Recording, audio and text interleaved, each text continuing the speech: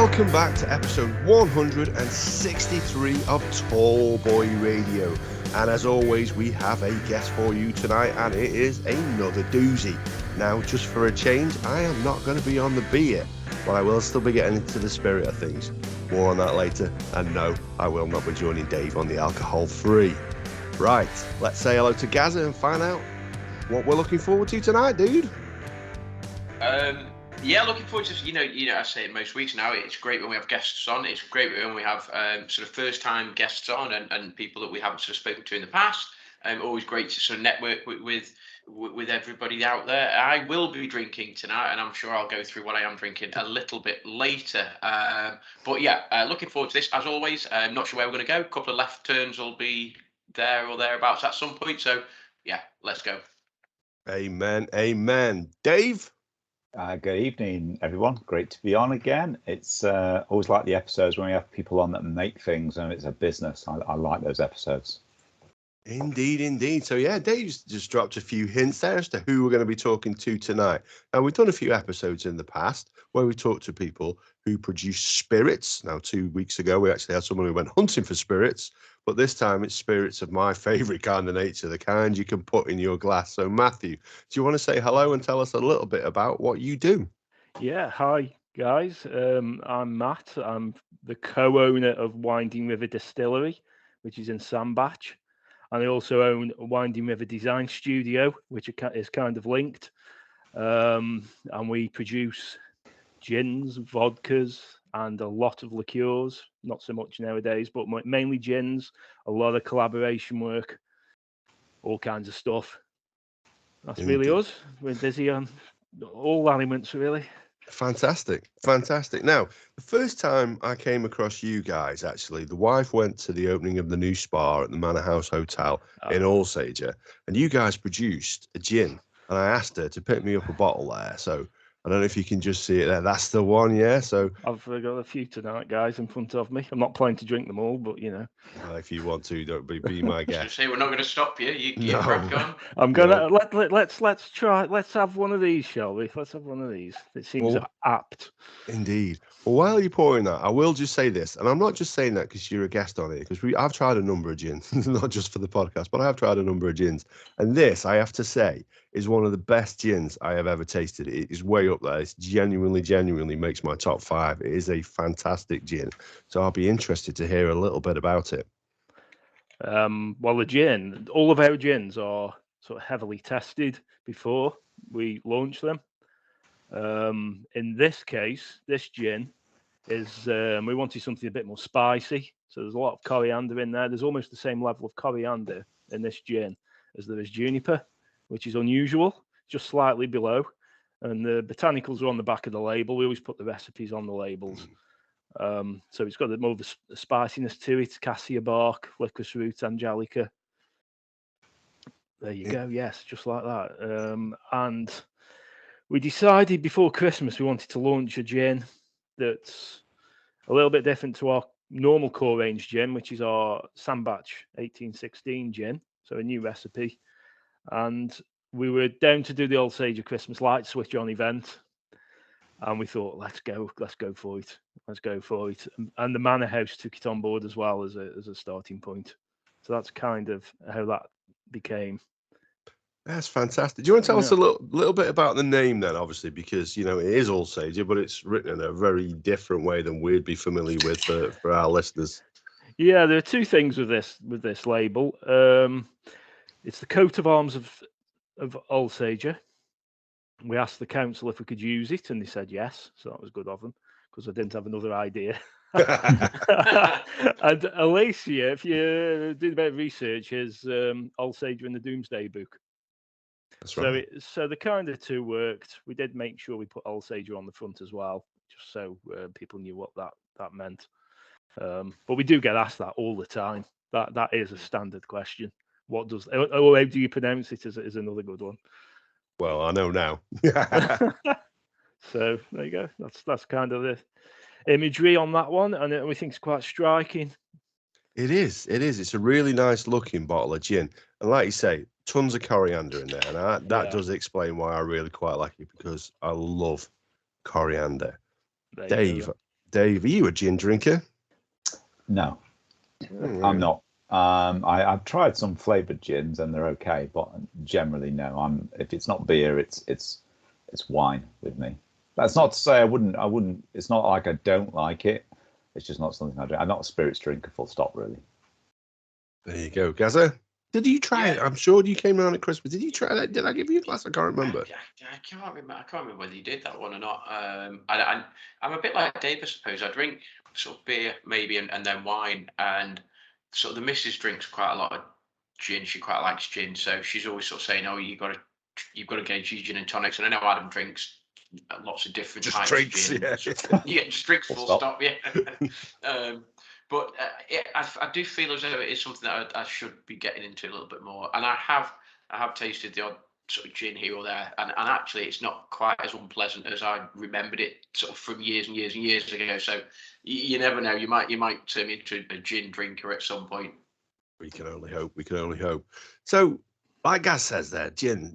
Gin it's absolutely prevalent. It has been for years. People keep tipping the next spirit. Rum's going to be the next thing that takes over. I don't see it. I don't see it myself. I think the popularity of gin is here to stay. It's a quintessentially British. Well, it's not necessarily a British drink, but it is enjoyed in Britain. Has been for many, many years. Those pictures of Gin Alley. I'd be interested to hear about your journey into it and how you got into distilling. It started, going back 2014. We started the business making liqueurs, and we just purely did liqueurs. And all the way up to the pandemic, we did liqueurs, and that's all we did all year round. And they were really popular. But we did a startup distillery course at somewhere called Brew Lab at Sunderland University. Have you Okay. heard of that? No. We also did 20 years ago. I did a beer startup course there as well, coincidentally, but we never got that going. But that's another story. And so during the lockdown, we were able to sort of spend more time focusing on the recipe development, practicing on the mini still. We've got a small still where we do all the product testing, and we sort of grew the confidence levels up a bit. It was a bit of a daunting thing looking at the 60-litre still, and it was pretty big. And then we just decided go for it. Let's just go for it. Worked up the branding, did all of that. This is the gin. This is the Sandbach gin. Can you see that there? Yeah. Which is brand new. It's a new. It's a rebrand from just before Christmas. The old label looked nothing like that really. So that really got us going, and then we started in lockdown doing the odd sales, really just getting the ball rolling. Came out of lockdown and really went for it. Launched it around Sandbach. Keep the liqueurs going as well, and over the course of the last 2 years, we've been doing a lot of collaboration work with local businesses, all kinds of businesses, from football clubs to a financial advisor. We even make a gin for them as a corporate gift. Nice. Old Sage gin. We do a fruit gin, Holmes Chapel gin. We do a lot of gins for the Beer Emporium, who you've had on your show. Yeah. We Good do guys. 3 gins for them. So they're really popular as well. How do you go about sort of, and we've had a couple of people on that have sort of dabbled in creating their own gins and making their own gins. We've collaborated with a group of ladies from north of the border who love gin, and basically it's a gin podcast. I'm just curious, how do you go about? You mentioned the recipe, the ingredients. Was it just something that you liked and everyone, I like it, so I'm going to go for it? What was the feedback like? How did you get that balance between your coriander and do you put a little bit more in, you put a little bit less in? What was that process and how long did that take for you to actually finally get to the taste that you wanted? If you go to the Sandbach gin, which is what launched us into the distillery world, that took 20-30 attempts on the small still, tweaking the recipe. We wanted a citrus gin. Our liqueur business started by making lemon liqueur from trips to Sorrento, so limoncello. And we love citrus in gins. We think it works really well. Yeah. So we kept practicing with lemon peel, orange peel, as a predominant driver into that recipe.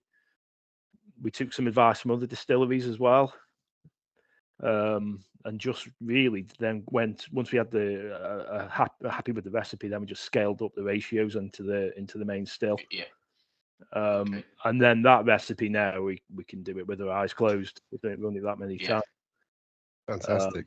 And then with the Old Sager one, we obviously want to go into a completely different direction with that flavour, and so we went with the coriander. There's no citrus peel in that gin. Right. What's Angelica? I'm sure you read that out as one of the ingredients. Did I mishear that? Yeah, they're all different roots, different flavour profiles. Licorice roots, Angelica roots. We have cassia bark, which is like a cinnamon in this recipe. Different products. They're the core sort of foundations of gin. So in every gin, you'll always have juniper berry. Yeah. And you will always have coriander is a bit of a general recipe. Licorice roots is in there. And then you kind of build up flavour profiles from a foundation. So is there any sort of flavour or any ingredient that you've perhaps tried and then thought, you know what, that is just completely off the scale, horrible. I'll never use that. We've tried all kinds. Really? All kinds. They've all got the quirkiness to them. And if you complement it with the right tonic, you could make it work. We have trialed some gins with a few businesses locally which are very quirky, but they've not got them off the ground. So watch the space; they may happen.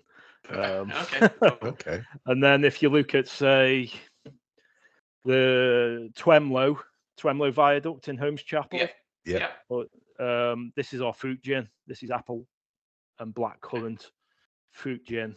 So that's completely different. And then we went for a completely sort of abstract branding of the viaduct. Yeah, it's fantastic. Look, that is. Yeah. So, yeah. I was looking at on your Instagram at the bottles, and the branding is. I really like the way that they all look really smart and classy, but there's quite a lot of variety. You've not just got a logo and a name, everything, and you've explained a little bit why that you're branding them for areas or for businesses, but I think that's really quite a good idea. Yeah, when we were doing liqueurs, we had the bird logo that you can see on the back of the bottle. Yeah. Central to the label, and we'd have different liqueurs, and we just changed the colour of the bird to suit the colour of the liqueur. So we had this clean brand all the way through. There was no difference. The colour was different, and the name of the product. And then sort of got to we just decided, let's try something a little bit different. Let's do individual brand design for each product rather than just have this standard, just to make it a bit more interesting for ourselves. It works. Probably not what a brand company would tell you to do, but we've kind of gone in that way. Well, I don't know, because they're still themed reasonably similar. So you can look at two of them, and like the Sandbach one and the Viaduct one, and you could tell that they're from the same company because they've got the same stylistic kind of look. And if you're in local markets, if you put that Viaduct one pretty much anywhere in Cheshire, and people are going to recognize it, and it's going to pull them in and think, oh, what's that? So where I get your point as a national brand on the shop in Tesco's, they may think it's a bit odd, but at regional level, where it's going to stand out much more. Totally. I think it's cool. That's exactly what we're thinking. We just wanted to do something a bit more exciting, do something a bit different, so to really tear up what we'd done before, really, and just go with individual brands. It's interesting as well because the bottles, like I said, the bottles that you use are a fantastic quality. There's a great weight behind these. And although the brand is different on each, the bottle being the same, I do think it carries on. It's a fairly unique looking bottle. And when Dave talks about the branding and how different it is on each, I'll show you what I'm drinking tonight then. We'll get to it a little bit later. I'll tell you again. So if you're local to this area, then you'll obviously be very familiar with this badge. So I picked this up from Port Vale Football Club, where you do a gin and a vodka for these guys as well. And I think, you know what I mean, you got Vale Park there in the background, and then obviously the club badge, the club logo. Fantastic. Fantastic. Do you want to tell us a little bit about that product as well? Because I tell you what, it looks great, and I tell you what, it tastes great as well. That goes back to with my wife, who co-owns the business. It goes back to a contact I had at Port Vale, as I'm a Port Vale fan, and I thought I'll email them, just see what they say. I bet we won't even get a response. They're not going to deal with us, but we did email them, and then it was 2, 3, 4 months later we actually got a response, and we were quite astonished really, and we were asked to go in for a meeting, and it was like, oh my god, you know, we'd only launched that 6 months before, and we went in for a meeting. They loved the idea of the brand and building up the brand. I worked up the brand myself. It gave me a real headache, that brand did. It was, the original idea was scrapped, and then that was the second sort of brand that we went for. I took the 1954 stadium and faded it into the background. I used the club badge, and we called it 1876 gin, and gave it sort of a black and white stripe effect, which is a similar design to the Sandbach United gin, which we make. With the stripe effect, so I kind of mirrored that across. But Port Vale being black and white, it just worked. It worked really well. And then we had a bit of a launch with them, and it's really gone well. That gin, that's our top selling gin. Is it really? It's available in the shop, and then it's available in the corporate side. Oh, that's fantastic. That's fantastic. So yeah, we loved, and the fact we're dealing with the club of support is just a great sort of thing for me to do. See, there must have been some temptation to say, just like Port Vale, it goes down easy. We've heard them all. I apologise for that. It was just too easy. But no, honestly, it is a great product. Like I say, I nipped to the Port Vale shop to pick them up, took my daughter in as well.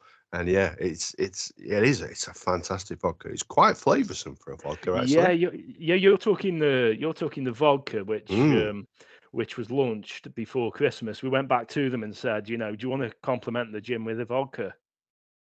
Last year we launched our own vodka, which is another quirky design. You may not have seen that. That is a brick wall of the town hall in Sandbach. That's the colour. Right. We took a colour palette to the colour swatch to the town hall and matched the colour finish, and it's purely just bricks. I like it. And it is, if you can see it there, called it's called Warm Walls, which is the ancient alleyway that runs between the market square and the town hall. So we did this as a trick, and we love it, as you just said. The flavour profile is superb on the vodka. It's amazing. And then the same vodka is obviously Port Vale vodka, because vodka is made the same way. So there's no botanicals in it. So great fun making vodka. It takes forever to filter through charcoal. Does it? It's 3, 4, 5 times longer than making gin. Give you an idea. It drip feeds through charcoal filters, probably 1 drop a second. And if you think you've got 30 to 40 kilos, it will take 2 to 3 days to do one, and it's triple filtered. So you do it 3 times. Oh, wow. First time you make it, it's really harsh. And then over the first, second, third time, it really does smooth out to what you've got there. Interesting. There you go. So we learned something. So you learned something about vodka there. Every day's a school day. It is. Well, the branding on that's the same. The branding is the same as the gin. Well, you mentioned branding at the very start. Then is that your thing then? The branding. Yeah, I'm a designer by trade. I work in the construction industry, so I've got that job. And then the branding is key to the design on these gin bottles or vodka bottles. So it kind of mirrors across. There you go. Go on, Dave. I was just going to say, Matthew. So, do you still do? Is it this a second business, or is it your main business now, the gin and vodka? They are equal. I would say I'd probably do the same amount of hours in both. Is that because full time, of two full-time jobs, really? Is that your passion for both, or is it just that the alcohol doesn't earn enough at the moment? Bit of both, really. But I do enjoy the design, so it's not something I'd want to pack in as well. So I'm self-employed designer. It's quite good. So you've got the flexibility then to be able to do both. Oh yeah. So we can sort of move my hours around to suit whatever's in need to do next. So flexibility. Yeah. I think I know we know quite a few distilleries who sort of do it sort of as a side project, really. Yeah. One question I was going to ask was, from looking at your sort of your bottles and your ABVs and stuff, and you keep coming about 44%. I think the Osage one is about 44%. Is that something that would sit right in the middle of the road for you? Have you thought about perhaps going a little bit stronger than that? How did you pitch that? Is that relative to other gins that you've tried, or we try to be in the sort of around the 44 mark, because you go down to 40, say, and you've diluted it down, you're losing a bit of the flavour profile. So the stronger you keep it, the stronger the flavour profile. We do a Christmas gin that's 49%. I saw that one. Yeah, did you see that? I think, yeah. I'll be getting it next year, I promise you. Well, we had it at 50, and we thought, we had a chat and thought, 50 is just a little bit too much. We'll drop it by 1%. Obviously, 1% makes all the difference, guys. Yeah, absolutely. That's what everyone tells me. Yeah. Is that an actual? I mean, you were saying that slightly tongue in cheek, but is there a big difference in flavour from 50 to 49, or is it more of a commercial decision that 50 just sounds like quite a big number, but it scares people off? Yeah. With that, we thought 50 was perhaps a bit of a scare off. 49, it's 1%. But when you go, say, from mid 40s down to 40, there's a lot of water there to get down from 45 to 40. So you will lose flavour profile. Yeah. We do a couple of gins at sort of low 40s, and compared to, say, a 44, 45, there is a difference. I mean, is it literally the case of, if you went from 45 to 40, adding about 11-12% water? Is it that simple? Yeah. Well, we use we got alcoholometers to bring the percentage down, but we've done it. We've made so many batches that could do it with my eyes closed. Yeah, I bet. Yeah. So you have the alcohol. It comes to the still. To about 70%. It comes through, and then we water that down to 45, 44, 43 to the bottling strength. Yeah, I've done a couple of distillery tours. So I've done the one up in Edinburgh for the Edinburgh gin. Really, really enjoyed that one. It is another one of my favourite gins, that one. And I also did one locally, the Edge gin. Are you familiar with them in Alcombe Farm? Yeah. Yeah, so I've done the gin tour there, and yeah, really, really interesting. One thing I would like to ask then, just taking you back to what you said earlier, then when you were talking about the different size in your stills. So your small still, when you're experimenting, what sort of size are you making there, if you don't mind my asking? It's 1 litre. It's 1 litre. You know, when you go on the gin schools, you may, I don't know if Edge have got them, but just a little still, little one with a little heating mantle underneath. So you generally get sort of the 700 ml to a litre out of it. When you take it, when you make it and you take your gin home, that kind of experience. Right. It will be one of those, and then 60 litre stills, obviously, a bit bigger. Yeah, just a bit. About 60 times bigger. Right? Yeah. So yeah. So we always test on those, and then work it up from there once we're happy with the recipe. Ratios never quite work like that. It's not just as simple as getting the calculator out.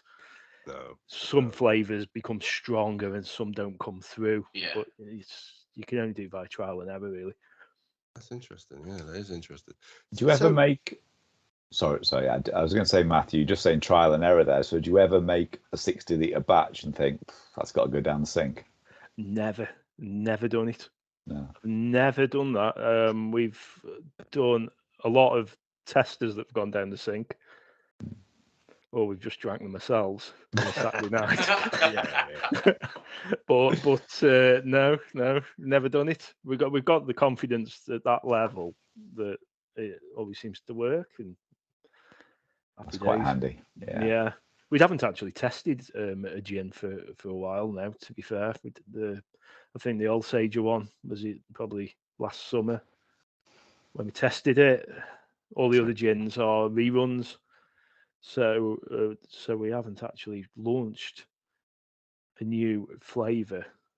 Probably the Old Sager gin was the last one we tested last summer. So we kind of been just repeating runs for the last 6 months or so. Yeah, there's a crack at that one. And I would recommend anybody in the local area, or if you can buy it online. I'm not sure. Can we buy it online, by the way? No, we're looking for stockists. So if somebody wants to stock us in Old Sager, we always events, that kind of thing. We're always looking for new outlets. The Sandbatch gins in a few shops in Sandbatch. So we're looking for outlets, shall we say? There you go. So if you're absolutely desperate, get in touch with us and we'll find a way to get you a bottle. Don't you worry about that. Bo, I know my cousin. Look good on a shelf, that would, wouldn't it? Absolutely, yeah, it does. It's a great looking bottle and it's a fantastic product as well. And if my cousin Bo's watching in Texas, yes, I will pick you up a bottle when we come to visit. Don't you worry, my son will get that on your bar. Don't you worry. So if we were going to make a Tall Boy Radio gin, Gaza, what flavorings would you like to see in that gin? You love it when I chuck you under the bus just like this as a random question. I should get used to this like every week, and it's like, there's Adam's random throw Gaz under the bus question again. No, so I asked the non-gin drinker. I don't know. I think, you see, I've got this thing. So obviously, mint is a bit of a standing joke for us in terms of. I just think that mint is something that potentially could be used a bit more in brewing, and we found a beer that had a sort of a mint base. So mint, I would be curious as to whether or not it would work. It wouldn't work. Sort of vanilla. So whether or not there's a vanilla that might work. The vanilla's in quite a few of our gins actually. Yeah. So that works quite well. It's in the Twemlow. Home Chapel gin and one of the Beer Emporium gins.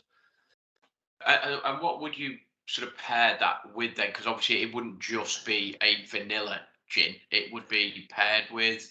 Would it be like a sort of fruit based or something? Or yeah. Vanilla's more of a. It's got more of a sort of suits a fruitier gin. There are 49% Christmas gin that we talked about earlier. That had vanilla in it as well. Okay. So. Yeah. So it does add a characteristic vanilla, but you also have to appreciate vanilla's quite expensive.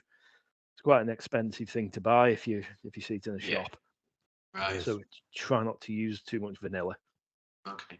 Do your gins using the actual ingredients as opposed to like flavorings or essences or whatever? Yeah, that goes back to our liqueur days where we only used fruit or whatever we were using in that product. We wouldn't use syrups or oils or flavorings. But a lot of gins, a lot of liqueurs are just flavored with syrups, and beer. There's a lot of fruit beers are flavored. Yeah, the gin will come out of the still clear. So if you see a gin that's coloured or some colour, it's had something added at the end. It can't be anything other. It'll only come out of the still clear. Yeah. That's quite interesting, that, isn't it? Yeah, it's generally added at the end. Yeah. So I love, and it's a local brewery, and they make, Titanic make a plum porter, and I love that beer. And we had a guy on who brews his own beer, and he broke my heart when he told me there's been no plums anywhere near that. It is plum essence all the way, which is really disappointing to hear. But I do like the idea, and this is what I will say about the Edge Gin. When you go there, they, again, same as yourself, they produce a clear product and they distill it. And the great thing about gin is there's not an awful lot of waste, is there, when you produce a good gin? No. So yeah, so it's a great product to produce in that respect. So Dave, go on. I've chucked guys under the bus there. You had a little bit more time to think. We're doing a Tall Boy Radio gin. What's the flavourings, dude? Oh God, I'm getting even worse than Gaz at this, aren't I? What about something like? Well, I'm going to think of my favourite sweets then as a child, like cola cubes, cola flavoured gin. You do get a lot of sort of gimmicky gins that are flavoured like that. So that would be that. That would be added at the end, and I've seen gins like that, so you can get that. Going back to you, I thought you were going to go down the rhubarb and custard route then. You know what I mean? Your sweets from back in the day. I was thinking, well, would that work? You can. I can rattle off a few businesses that have do those. So. But rhubarb you could do, because rhubarb is it's we used to do a rhubarb liqueur, and the rhubarb was sourced from the Yorkshire Triangle. Very nice. So we'd source it this time of year. It was generally February, and we'd get it, and we'd make a large batch of rhubarb liqueur from the Yorkshire Triangle. It's wonderful product. You've just got me thinking back in the day, Dave. You said blackcurrant and licorice, those sweet blackcurrant licorice sweets, because that would probably work, would it? You'd have to. I suppose the balance between the two you'd have to get that right, so one doesn't overpower the other. But I suppose that would work. Yeah, we've done blackcurrant. The Holmes Chapel gins, apple and blackcurrant, freeze dried blackcurrants. We used to do a blackcurrant liqueur. Going back to your mint comment earlier, we used to do a chocolate and mint liqueur, which was really, really nice. So we'd use actual chocolate and actual mint. Right, wow. And see, that sounds really pleasant. That does. Nightmare to filter. Nightmare to filter. That's your job. I'll just drink it. You're not filtering it. Some of the products. Yeah. Wow, yeah. This is Gaz trying to get his elbow his way into chief tester job. If you've got anything with chocolate or mint, as long as there's alcohol in, you just send it over this way. It's fine. I'll taste it. I'll test it. Not a problem. We've done loads of chocolate in liqueurs. We did a chocolate brandy, chocolate orange brandy. We've done that before. That was really nice. Chocolate's a really good one. Or cocoa beans. You could use cocoa. I think if you were putting it into a still as a botanical, you would use cocoa beans or something like that. I think. Right. I think I'd put chocolate in the still. That would ruin the still, I think. I quite like. Probably this is what you already make by the sounds of it. I quite like lemon and lime and the citrus side of things. Yeah. I don't particularly like sweet, like strawberries, for example. I just wouldn't like that kind of thing. But the citrus, I really quite like. So. Yeah, the citrus, the 1816 Sandbach gin is orange peel, lemon peel. And quite a high level of that. It's quite a quirky recipe because we have to add that at the end, because you get something called louching, which is like when you add water to ouzo and it goes cloudy. Oh yeah. So if you not quite get it right, you can ruin a batch. So anything oily, so a lemon peel, lime, anything like that, really oily, could cause that kind of louching, so we have to be careful using doing that recipe. Pineapple? Yeah, I've done a pineapple liqueur. I don't think there's any fruit we've not done a liqueur with, but I've never used pineapple in the spirit. Yeah, that's another sort of standing joke for us. It's sort of pineapple. I'm not a massive sort of pineapple fan, so whenever we have anybody that's got some drinks based or food based, it's like, yeah, just get rid of the pineapple. It's fine. I used to drink a pineapple Belgian beer. There was some of the fruit beers in Belgium are very sort of that way forward, aren't they? The fruit ones. Pineapple, I do recall drinking that over in Belgium once. I'm very much on board with those sort of things. The cherry beer is obviously famous, but they do the quirky side of stuff as well, don't they? Gaz isn't convinced, but I do. I love. I love banana and I love pineapple and I love it in my beer. Oh no. No. Yeah. No, See, it's not Adam, right. Adam It's not loves right. his fruit, loves his fruit beers, and we just say you're not drinking beer anymore. Yeah, I feel like I've been ganged up upon now. But I can't- funny I enough, can't- you say this about beers, but I wondered this, and I thought I'd ask this question. And I'm feeling you probably say no, that'd be disgusting. Could you do a hopped gin? We have trialed a hop gin on the small still, but never really got it going forward. But yeah, there is hop gins out there if you Google it. Yeah. Oh, is there? I've never come across one. I've never come across one. Yeah, I think it would be too quirky, to be honest. We could do a little. We sometimes do like a limited edition run of miniatures, and just get people's reaction. That's the kind of thing you'd use that for. I'm surprised Liam Mandela haven't come up with that one at the beer emporium. That sounds right up their alley. A hopped gin. Oh, we do 3 for the beer emporium. We do a juniper London Dry, lemon and thyme, which is a really nice gin, and raspberry and basil is the other one. So they're very different. I've got the raspberry and basil. I've somehow ended up with a taster of it, but there you go, guys. Very nice. So Ian in the beer emporium, who works in there, did all the branding for this. Oh, did he?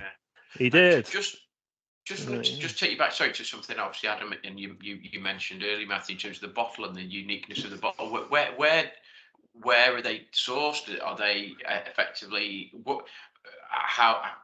How do you go from, and how many do you need if you're going to do a run of gins? You know, what would be your minimum order in terms of, and is it almost a just in time process, or have you got, like, excuse my French, like shitloads of empty bottles and you just get them as and when you need them? Or we order bottles by the pallet, and right, so we store them in containers. So we have a lot of, the minimum order quantities on bottles are huge. Yeah, so you've got quite a lot, effectively, bottles in store stock. Oh yeah, storage ready, and then as soon as you do. So what would be the minimum run in terms of the gin then? When you're looking at you know, actually you've mentioned that, oh, we've tried this and we've done this and we've run with this. What would be the minimum amount that you'd need to run in order for it to be either sort of economically viable, or for you to actually then think this is something we could go with?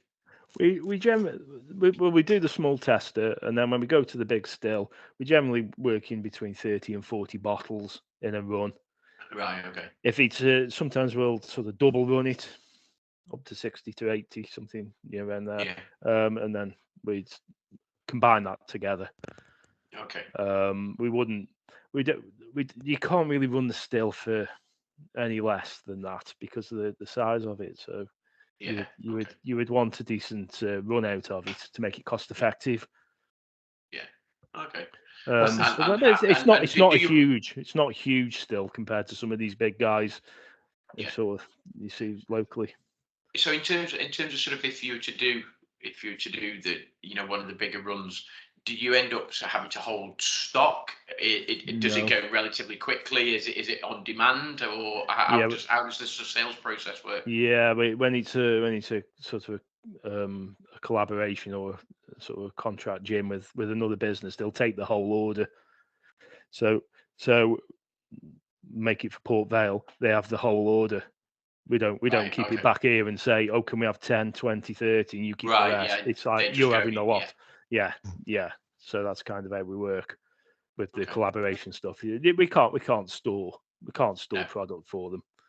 Yeah, it's just not feasible. That's just money tied up effectively. Yeah, and that's what I wonder with you being, you know, it's sort of compared to some of like your huge distilleries, you know, a sort of smaller distilleries, like you can't afford to have all of your sort of finances tied up with either sort of huge amounts of stock and storage and paying for that. So no, and you've also got to factor in you've got to pay the duty on this. You have to pay the duty when it's gone out of the door.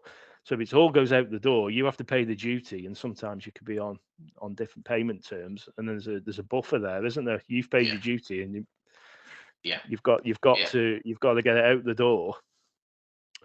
And get onto the next product, which goes Yeah. back to working in the design side.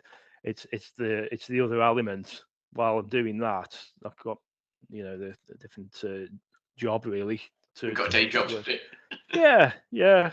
So we generally distill sort of the weekends, Okay. and then What's in the the- evenings. What's the shelf life of the gin once you've made it, once it's It bottled? hasn't got a shelf life. It doesn't have a shelf life. As long as you leave the lid on, it'll. be fine. Yeah. I wouldn't leave it out in the open under a hedge.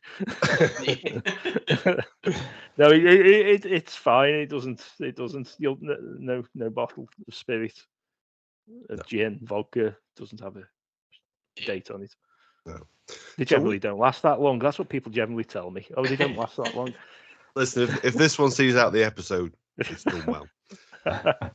So we had some friends on here, and God bless him, he's on again in a few weeks' time. Gaz has been in contact with him, and he's got him on in the podcast again. A chap by the name of Dave Borthwick, and he created a gin called Double Trouble Gin. I don't know if you ever heard of it. It was a darts themed gin. No. So he was selling it online. They did a gin, they did a vodka, they did a rum, they did a pink gin, they did a whiskey, and he was brave enough to take himself on to Dragon's Den to try and get himself a little bit of funding in it. And he was even stupider enough to get himself onto Tallboy Radio and do his pitch for us the night before he went down to London to pitch to them. Is that something you've ever crossed? Is it ever crossed your mind to take this on to Dragon's Den, see how far you can take this, or is that a really not the angle you want to take? Not really, because if we would have to then scale up. We couldn't be making 30 or 40 bottles at a time, and then trying to pitch to someone like that. I know that I've seen Dragon's Den a few times with distilleries on there, and a lot of it's contract stuff. A lot of gins on there are contracted out. Yeah, we actually physically make it. We would have to get a bigger still. We'd need bigger unit, bigger equipment, bigger everything would have to go up. Yeah. And we need more wholesale, and the whole thing just scales up. Yeah. Your margins would then reduce. You've got to factor all these things in. I mean, you mentioned there that we make the gin. Who's we? How many people have you got that make it? Is it just the two of you, or? Yes. We have Wow. we have family who support us really well. Wow. But yeah, just myself and my wife. Wow, Suzanne. that's incredible. I'll have to mention. I haven't mentioned her name, Suzanne. Yeah, shout out, hi. Oh, you're going to hear about that one later, my friend. So yeah, it's just the two of us. We chip away at it, but we enjoy it as well. So. And I'll say, and I will say this, and I can't say it enough. You're very good at it. If I were to do a list of my top 5 gins, I'm not blowing smoke up your ass, as they say. This genuinely is one of my favorite gins I've ever tasted. It is phenomenal. That All-Sage gin. I was blown away.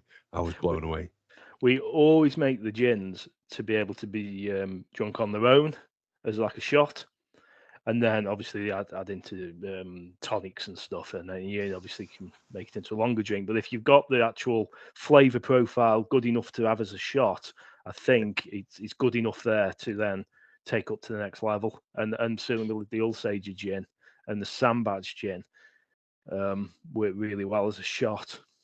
Fantastic. Just thinking there, and you mentioned the tonic. Do you distill a gin with a particular tonic in mind, or is it you go for the gin and then you think, well, actually, I don't know, the elderflower one's not going to work with that, or the standard one is going to work? How does that come into your thinking? We try different tonics, Right. but generally it's the Indian tonic that works. Yeah. Best, or the Mediterranean. So with the All-Sage gin, the Indian is best.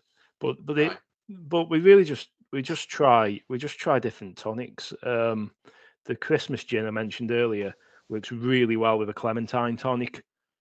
So if you've got sort of a certain botanicals in there, a clementine tonic so would bring out that citrusness in it. So with this tonight, I'm drinking the aromatic tonic. Okay. Yeah. Which is quite, just gives it a different flavour profile. You just on the straight gin, Adam? Are you on a?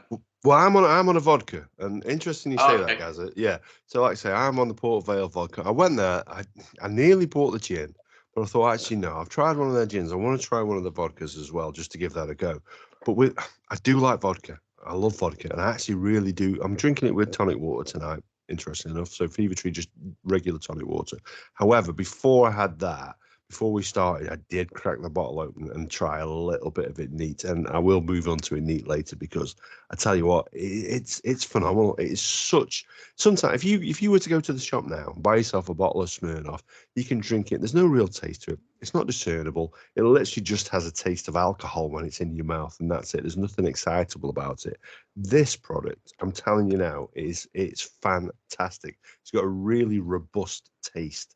I'm blown away by it. Honestly, I've been really, really, really impressed by it. It's fantastic. Yeah. Oh, cheers. We think it can be we can drunk on its own. That vodka is we're super happy with that vodka. It just works a treat. Like I say, it takes a long time to make. It takes a long time to make, but the quality's there. So if you want a bit of quality, it'll take a bit of time, won't it? Yeah, I find it fascinating, to be honest with you, because when you think about vodka, you think about it as just as a white base spirit that you would just add something to as a mixer, and gin is much more aromatized. There's much more varieties to it. You mix it with tonics, there's much more to be mixed and to be drunk and enjoyed. So it really surprises me that the work that goes into making a vodka is actually more so almost than making the gin in terms of the distilling process. Yeah. The vodka is it's the same process, but you don't have the botanicals in the vodka, in the gin, and the vodka obviously got no botanicals. The gin obviously has. Same process, and then you obviously go through charcoal filters, where you wouldn't do that with gin. No. You'd remove the flavour profiles if you did that with gin, whereas vodka is just a neat spirit. But if you get that vodka ice cold as a shot, that's why you should drink it ice cold. Oh, I can imagine. It's fun. Like I say, I tend to drink my spirits at room temperature. I tend to drink them without, other than gin, I tend to drink them without a mixer in it. And I tell you now, it's a fantastic one. So of all the spirits then that you've made, and it sounds like you've made quite a few, which is your personal favourite? Oh, if you go to the liqueurs, we still do 3 or 4 liqueurs. We do an orange brandy and a spiced honey whiskey. Seen that one. Now the spiced honey whiskey, we source the honey from a farm, just not just near Woolsager. So we use actual products in there, and it's got an Asian spiced recipe in there that we developed. So that they are the 2 big liqueur sellers. We do a coffee liqueur as well. It's really popular. And then from the gins, well, the Sandbach gin, obviously, we went a bit diverse with the fruit gin. With the Twemlow, we wanted to do a fruit gin, just to have that in the core range, and then the Old Sage gin. But from a collaboration point of view, we just today relaunched the military arms gin, which we've been posting about. I've seen that. Then the beer emporium range, we think is spot on. That took a lot of testing with Rich and Liam and all the guys up there. We ran that mini still so many times to get them recipes bang on. Oh, I can imagine Liam would have been well involved with that one. It's not quite right. Not so much. Not quite right. We were so pleased with those 3 gins. They are super. And we've done so many others, limited edition stuff. We've got this one as well, which we've not really run for a while. This is a Manchester gin, which we did. And it's double A side. We went to. Can you see that? Yeah. So that's Beetham Tower, and then that's a photo of Castlefield Basin. Nice. Fantastic. And that was a gin we. I went to see the Factory Records exhibition in the Science Museum. Yeah. And there was a double A side on the wall. Picture, I can't remember the band. And I just thought, wow, that'd be great on the label. 2 labels in one, no back label. So I kind of came back and designed that. Nice. And we love that. That's a bit similar to 1816. It's got the citrus in, but not quite as much. Happy with that one. Which do you enjoy more, the developing the flavour or designing the labels? Oh, that's a tough question. I thought it would be. Some labels come quickly, and you design them, and you think, "Wow, that's good." Some labels take forever, so you can be quite frustrated. If I'm not happy with it, I cannot let it go. I could have the recipe nailed off months and months and months in the previous, but I can't get the label right. There's no point. So it's a tough question, that, Dave. I don't know. I want an answer. From a design, the recipe development's brilliant. Love that. The design is quite what I've always done for the last 30 odd years. So yeah. And I suppose the design. Is that good enough, Dave? Well, I don't know. Are you finished? I don't know. Nothing's ever good enough for Dave. He's Nothing's got good design. enough for Dave. He's got design. I like the I flavour profiles as well. In terms of the design, though, you look at without having tasted a particular product, what happens is you surf the shelves and you look for a label and you look, oh, that looks nice, and you've got no idea what it tastes like because you've never tried before. So, so the design, I suppose, is hugely important. Maybe not as important for yourself because it's not high street and therefore you're not designing it to catch people's eye as such, because a lot of the time it's pre-ordered. But there must be a lot of thought process that goes into the design, because when people do see it, they think, oh, I remember that, and that's what you want. At first you're drawn in by your eyes, aren't you, to the product, and then you've got to back that up with the flavour. Yeah. Otherwise, you'll not get any repeat business. You'll always have someone buy a bottle if they like the label, but if they don't like the flavour, they'll never come back. So you've got to have both. Yeah. But initially, you've got to draw someone in with their eyes. Yeah. And it is that label initially, isn't it? Yeah. Yeah. So it goes back to when we did liqueurs and we had them all the same, just change the colour of the bird. That's great, and it pulls people in. But the different designs just give it that bit of an edge, I think. Yeah. And I was having a quick look on your LinkedIn profile with architecture, and is it facades to the front of buildings? Is that what you specialize in? Yeah. Which kind of high-rise buildings? Which I guess is where your design comes from, but then your architectural designs on some of those bottles. I guess it's tying those together, isn't it? It is the design. So I design high-rise buildings, multifaceted buildings, from the slab edge forward, all the envelope. Take the architect's concept and make it happen. So that's completely different to this, but the design element is kind of linked in, I guess. Have you got just on that slight aside then? So, what is there any famous buildings you're responsible for that we'd know? Famous buildings? No. Tower blocks. Right. Okay. There's nothing there I can say that's. You could just lie and say, yeah, we're not going to check. So the Shard, that was you. Yeah, the Shard, the Louvre, that triangle, pyramid thing. One thing I will say is it's very, very clear, regardless of the building design, the attention to detail is there in the flavour profiles, in the bottle design. Like Dave says, Dave's really picked up on the design there. And I'll be honest with you, when I wrote my notes, it was one of the first things that I picked up on. I was going to ask you whether it was yourself or somebody else who does it, because I think the design is absolutely phenomenal, and it jumps out at you from the screen when you see it. I think it's incredible. So fair play to you. You're 100% right. People buy with their eyes first. The first thing they see, it jumps out off the shelf. You try it. It has to taste great to get that repeat buy. So you're absolutely on the money there. Yeah. And I'm going to get. Just worth saying, Matthew, that Adam has a long background in retail. So if he's saying it looks good on the shelf, he knows what he's talking about. That's very good of you. And we're lucky as well at events where we can offer up tasters. so people can try it as well as look at Yeah. it. We generally sell at events. We do wholesale, obviously, but events direct face to face with customers is quite a good way of getting a reaction. Mm.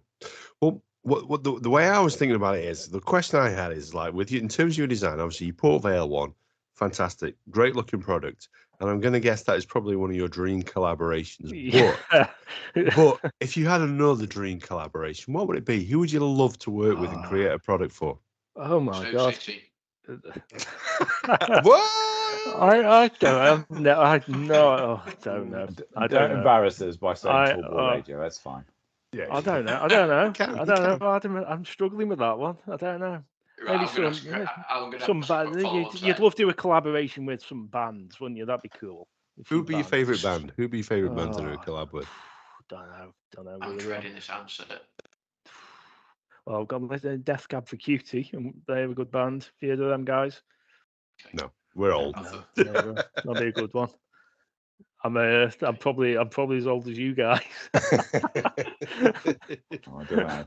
I'm pretty sure. I was trying a particular Manchester band. Then Adam, I thought you were leading him down that route there, dude. Well, I thought double A side Manchester. Double A side. Yeah, I do recall now that was a band called Doriti Column. Remember them in the remember them in the 80s? Yeah, that was the double A side on the wall. So that was a cool little thing. See, I was hoping with Factory Records, you could say something like Happy Mondays or something like that. Yeah. Well, I don't mind them. I was always more into sort of Joy Division, sort of the darker side. I'm okay with that. Okay with that. Just don't say Morrissey. No. Thank God for that. My wife was a big Smiths fan. Yes. There's a reason why I invited you on. They get everywhere, don't they? Yeah. I don't mind the Smiths. Good man. I don't mind the Smiths at all. There you go.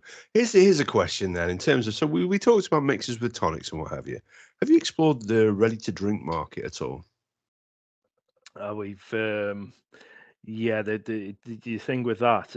So you're talking the gin and tonics in a can, that kind of thing. That is high volume, minimum orders, and it's just something that I don't think we want to touch. Okay. We've really. There's one or two. The bigger companies are able to touch that, but the minimum order quantities are vast. Yeah. And the margins become squeezed. I can imagine. And it's just not where we are.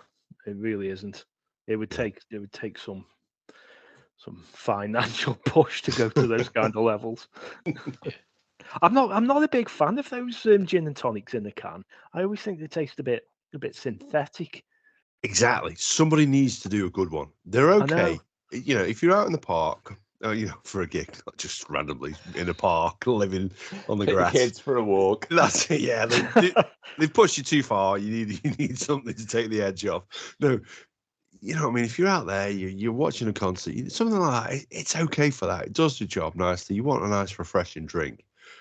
But there isn't a really, really good, ready-to-drink product. And I just think somebody needs to nail that in the market. Yeah, I totally agree. I've not tried them all, I will be honest. Back in the day, I used to drink the JD and Coke in a can. Remember that? And I always used to think that was pretty good, actually. Good sort of ratio, but don't really touch that kind of stuff. So. No, I find it has far too much Coke in it, to be honest with you. If you just buy the regular JD and just pour that in a glass, I'm okay with that. And a dash of Coke. No, forget the Coke. No, forget Coke. Look at the Coke on the shelf. Exactly. Yeah, that's it. Yeah. So, has anybody else got any questions then for Matthew before we let him go? My only one, and I don't know whether or not we've sort of spoke about it, touched about it, would be, and I don't know whether or not you're willing to or you're allowed to. What's next then? What's next for you guys then? What is it? Is there anything in the pipeline? Is there anything that's secret that we can sort of, a grand expose on Tall Boy Radio as such? No, we do have a few things in the pipeline, but I'd be reluctant to. Pray tell. No, be reluctant to. I'm designing some labels for some products, and we got some recipe development to do. But I don't like to just throw it out there in case it doesn't happen. If it doesn't happen, there's every chance it might not happen. So if it doesn't, it's funny. And watch this space, guys. I'll send you a bottle once we go. One of the reasons I asked was obviously Adam mentioned one of the guys that we've had on previously, and he was terrible for sort of letting things slip and. He'd say, "Oh, we're going to be doing," and he'd say it and be like, "Oh shit, shouldn't have told you that," sort of thing. Well, it's fine. It's nobody listens. It'd be okay. And then all of a sudden, like cat's out the bag. Then, so with them being collaborations as well, I don't think it's the right thing to do. So we're supposed to have meetings and stuff. Okay, so who is it? Sorry.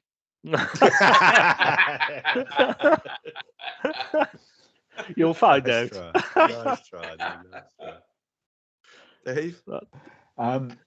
Not so much questions, but I mean, the way Adam's raving about this vodka and this gin, and because I love the bottle design so much, when I start drinking again, if I start drinking again, I'm not gonna buy some because I might not like it, and it's probably not $10 for a bottle, is it? So I'll pop round to Adam's and he can treat me to some.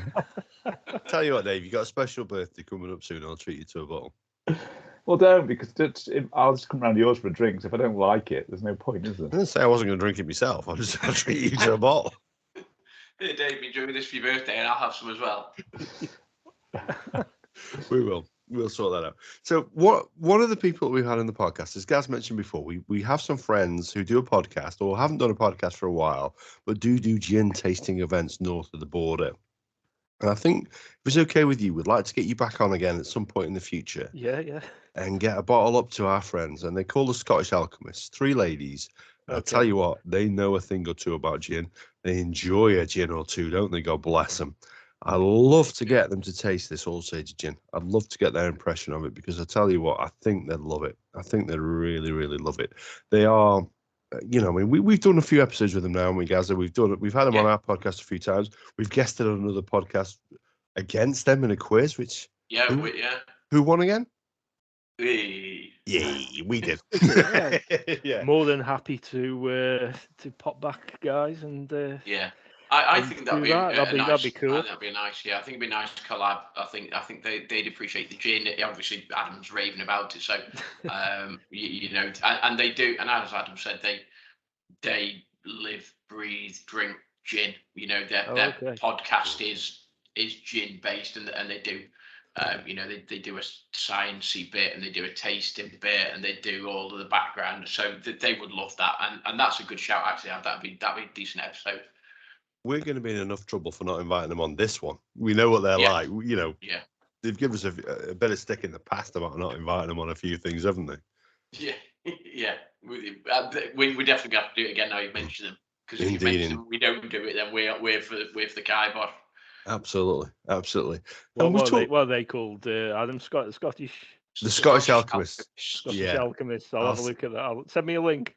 I'll send you a link to their Instagram page, and honestly, they are fantastic. They are fantastic. They do know a lot about gin. Sorry, and so they did a podcast in a while. They started their podcast during lockdown, but they do sort of gin events and gin tasting events. But they really do know a thing or two about gin, and I think they'll absolutely love this All Sage gin, and I probably will end up trying some more of your gins. Don't you worry about that, especially the Sandbach gin, which will feature on the artwork for the podcast, which I've just created earlier today. Brill, yeah. Great. Cheers for that. Not a problem. So, in terms of branding, we probably need to mention, if you're watching the video version of the podcast, I'm wearing the new branded Tall Boy Radio design, which we've added your face to, Dave. You happy about that? Yeah, you happy about that, pal? Yeah. Which one's me? The bald one with glasses. The ugly fella with the big ears. Yeah, nice one. Looks good. No, that one here, just above my my right moob.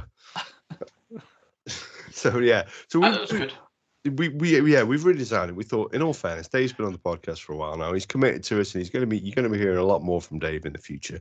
So we wanted to add him to the artwork, and as you can see, he's still on there. We will get him back on at some point in the future, dragging him on, kicking and screaming, but he will be on. I can absolutely promise you that. So that's it really for this episode, other than to give a quick shout out to our sponsor, which is Ollie Snacks. So if you're going to enjoy a nice gin or a nice vodka, head over to Ollie Snacks and you can pick up some olives, some nuts, some pretzels, some chocolate covered pretzels to go nicely with your drink. Ollies-ollies.com. Use the promo code TallBoyRadio, all capitals, all one word, if you are in the UK, and you will get 20% discount off your order. And with every order placed on their website, they donate a school meal to a child in need with the help of One Feeds Two. And we're going to go on to our socials now. So you can find us at Tallboy Radio on Twitter, Facebook, and YouTube, at Tallboy Radio Podcast on Instagram. And obviously, you can find us on our website, tallboyradio.com.